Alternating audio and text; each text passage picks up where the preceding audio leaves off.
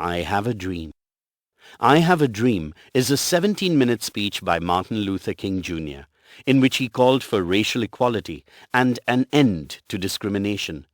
The speech was delivered on August 28, 1963, from the steps of the Lincoln Memorial. Given below is an extract from that famous speech. There is something that I must say to my people who stand on the warm threshold which leads into the palace of justice.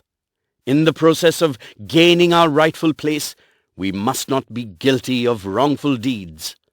Let us not seek to satisfy our thirst for freedom by drinking from the cup of bitterness and hatred.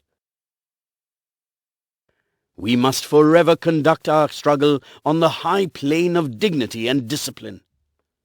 We must not allow our creative protest to degenerate into physical violence. Again and again, we must rise to the majestic heights of meeting physical force with soul force. The marvelous new militancy which has engulfed the Negro community must not lead us to distrust of all white people, for many of our white brothers, as evidenced by their presence here today, have come to realize that their destiny is tied up with our destiny, and their freedom is inextricably bound to our freedom. We cannot walk alone. And as we walk, we must make the pledge that we shall march ahead. We cannot turn back. There are those who are asking the devotees of civil rights, "When will you be satisfied?" We can never be satisfied as long as our bodies, heavy with the fatigue of travel, cannot gain lodgings in the motels of the highways and the hotels of the cities. We cannot be satisfied as long as the Negro's basic mobility is from a smaller ghetto to a larger one.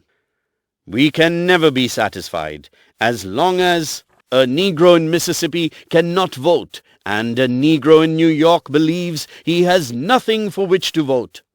No, no, we are not satisfied, and we will not be satisfied until justice rolls down like waters and righteousness like a mighty stream. I am not unmindful that some of you have come here out of great trials and tribulations. Some of you have come fresh from narrow cells.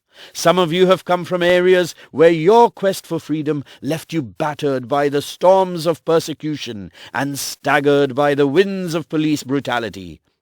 You have been the veterans of creative suffering.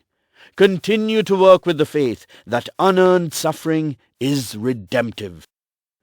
Go back to Mississippi, go back to Alabama, go back to Georgia, go back to Louisiana, go back to the slums and ghettos of our northern cities, knowing that somehow this situation can and will be changed.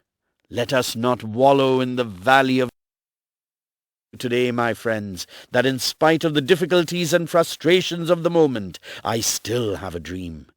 It is a dream deeply rooted in the American dream. I have a dream that one day this nation will rise up and live out the true meaning of its creed.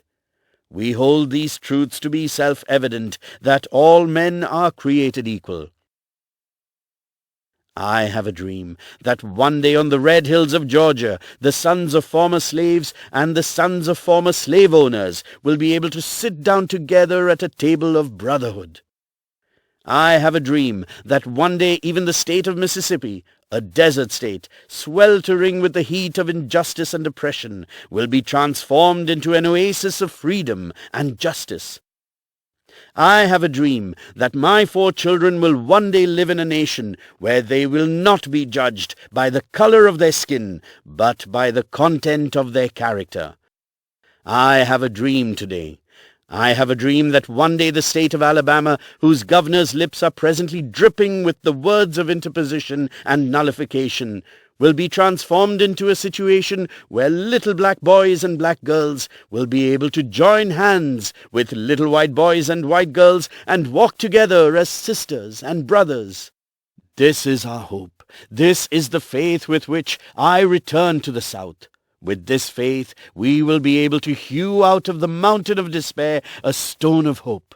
With this faith, we will be able to transform the jangling chords of our nation into a beautiful symphony of brotherhood. With this faith, we will be able to work together, to pray together, to struggle together, to go to jail together, to stand up for freedom together, knowing that we will be free one day. This will be the day when all of God's children will be able to sing with a new meaning. My country, 'tis of thee, sweet land of liberty, of thee I sing. Land where my fathers died, land of the pilgrim's pride, from every mountainside, let freedom ring. And if America is to be a great nation, this must become true. So let freedom ring from the prodigious hilltops of New Hampshire. Let freedom ring from the mighty mountains of New York. Let freedom ring from the heightening Alleghenies of Pennsylvania. Let freedom ring from the snow-capped Rockies of Colorado. Let freedom ring from the curvaceous peaks of California. But not only that, let freedom ring from Stone Mountain of Georgia. Let freedom ring from Lookout Mountain of Tennessee.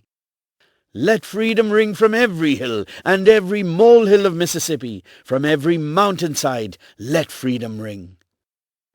When we let freedom ring, when we let it ring from every village and every hamlet, from every state and every city, we will be able to speed up the day when all of God's children, black men and white men, Jews and Gentiles, Protestants and Catholics, will be able to join hands and sing in the words of the old Negro spiritual, "Free at last, free at last. Thank God Almighty, we are free at last."